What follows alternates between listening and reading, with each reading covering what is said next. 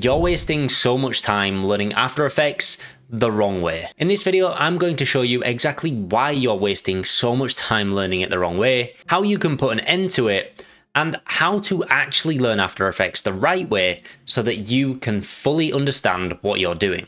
But first, let's look at what the problem actually is and just why After Effects can be so difficult to learn. Now, around 10 years ago, when I first ever opened After Effects, I remember feeling completely lost. I found a classic Video Copilot tutorial, settled in, and then closed the program about 30 seconds later. The very first time I wanted to learn After Effects, I set myself up for failure. I saw a cool end result and thought, yeah, I want to make that. That'd be fun. Having no idea what anything actually did. And if you're like me, this should sound pretty familiar. It's easy to follow a video and make something without any real understanding of what you just did. Now I know this because I dealt with this for such a long time. So just how do we fix all of this and learn and understand After Effects well enough to produce our own projects? But if you'd rather skip this video and learn After Effects more in depth, you can go ahead and check out my Motion Essentials course, where I'll help you master After Effects starting from the very basics. And you'll have direct access to me through the private community to really speed up your learning. You can find the link to that in the description below. However, I appreciate you might not want to do this, and that's completely fine. So let me show you exactly how I'd learn it, and we're going to start with the very basics. Open After Effects and just work your way through the user interface. Maybe start by looking at some of the Adobe documentation, Google any questions you might have, and generally just click around and see what happens. Getting comfortable with the software is one of the most important parts, and we need to take things slow. Even things like just learning how to create a composition and learning about different file types are pretty essential to how you move forward in your journey. Now, once you feel comfortable with just the general user interface and you're learning how to move around, it's important you learn about layer properties and keyframes. Your basic properties are your position, scale, rotation, and opacity. And these will make up about 99% of all your animation projects. Now, to actually be able to animate these things, we need to use something called keyframes. Keyframes tell After Effects exactly what you want your layer to do at which moment in time. To make an animation, you'll want to access your layer properties by clicking this drop down here. And then you can open up the transform, and here you'll see the different properties that I mentioned earlier. Now you can then make keyframes by pressing this stopwatch button here, and this will create your first keyframe. Now all we need to do is move forward in the timeline and maybe drag our layer over to the right. And because I did this on the position, After Effects will automatically create a new keyframe for me in that next position and really takes care of everything in between. Now this is very basic, but it's how After Effects and animations in general work. And of course, you can play with all these properties and keyframe each one. You just need to hit the stopwatch, move forward in time, and change the value. So once you're getting to grips with things, it's time to learn about shape layers and text layers, because they work differently to other imported layers in After Effects. Now, being able to animate text is an essential skill that every motion designer needs. And there's so many different ways that you can do it. Now, with text layers, you could use transform properties, but you'll also have access to something called range selectors. Range selectors can make editing animated text much easier, and it's what I use the majority of the time. But it will take some extra learning, so set aside some time to do just that. There's also built-in presets for text effects too, and you can simply find these in your Effects and Presets tab over on the right here, and drag and drop these to your layers for some really quick text animation. Now, when it comes to shapes, there's definitely more than meets the eye than creating simple rectangles or circles like you might think. With shape layers, we actually have options to access new properties and something known as shape modifiers. Now, if you open your shape layer by pressing this drop down here, you'll see this add button. And that's where we can add shape modifiers. You'll also notice with my layer selected, I can go to the top here and click the add button here. It's the exact same, there's no difference between the two. Now, adding shape modifiers to your layers are a really easy way to create some intricate looking effects very quickly. And I recommend you learn what each one does. Most of these will also be keyframeable, so you can animate them too. Now the basics wouldn't be complete without taking time to learn what good workflow and organization is. So learn good habits early.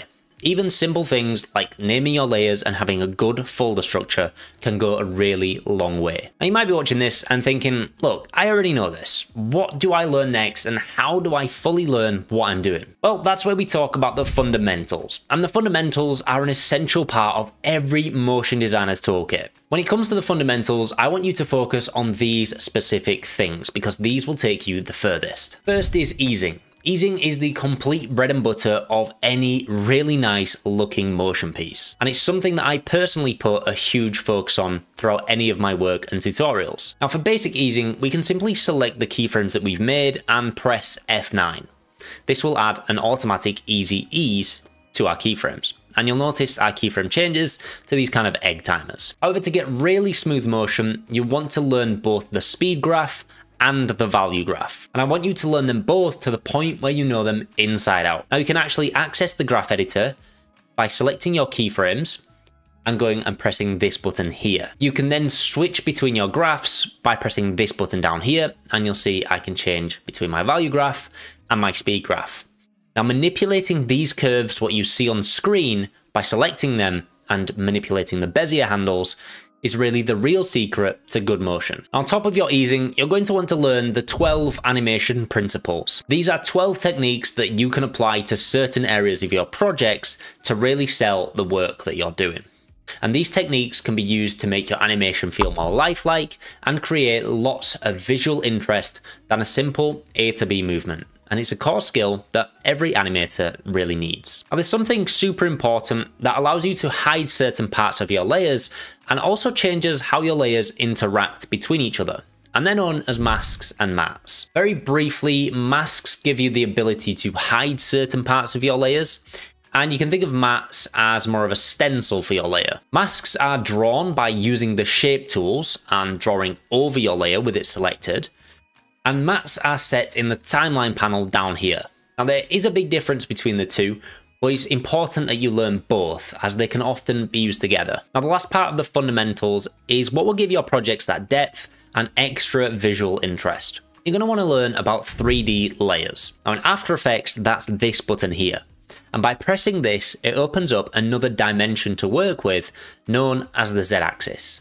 It allows you to move things backwards and forwards in your scene rather than just left to right or up and down. Now once you have your basics and your fundamentals, it's really time for you to flourish. Just like a cake, this is the icing on top where you'll really begin to develop your skills and your own personal style. It's time to learn how to stylize your work with things like layer styles and effects. Now you can right click your layer to access layer styles. And this part is how you make your work look that little bit better. Now effects, and in particular when you begin to layer them up, can really create some complex looking designs without too much work.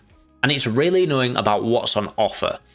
I think you'll be surprised at just how far you can actually take After Effects with the inbuilt effects to create some really stunning work. Now if you want to take things that little bit further, it's time to learn how to automate your keyframes. Now you can do this with something called expressions. Now you can access expressions by holding Alt or Option and clicking the stopwatch icon on a layer's property. This opens up the expression editor, which allows you to type in pieces of code to do exactly what you want. And this can automate things like loops within your animation very easily. However, on the flip side, expressions can get very complex very quickly and really push the boundaries of what you can do in After Effects. Now I know this has been a lot to take in, but finally you are ready for your self-exploration. You've learned the basics, you've learned the fundamentals, and you've learned how to apply effects and layer styles. So it's really time to take on your own personal projects. Now this will be a huge challenge at first, but it is where you'll really begin to come into your own element and really develop your skills as a motion designer. This is where you'll learn exactly what you enjoy doing and maybe the tasks that you don't enjoy so much, or something that needs a little bit more priority in your workflow, just so you can perfect your craft and really love the work that you do. Now, I'd recommend that you start with really small projects. Don't try and take on this big short film that's 1 hour long and you want 5 million characters and all these effects going on. please just start something simple. Maybe try to recreate something that you saw someone else do. Now, obviously not taking credit for that, but learning and understanding how they got to that point is a very, very good way to develop your skills. Or maybe even come up with a simple style frame that you want to try and animate yourself. The possibilities really are truly endless when it comes to animating your ideas and putting things in motion. But when you're ready, I'd strongly recommend that you focus on this part the most, because this will teach you more than any tutorial ever can. Now, I mentioned earlier just how powerful shape layers can be, so you'll probably want to check out this video next, where I'll show you the true power of shape layers.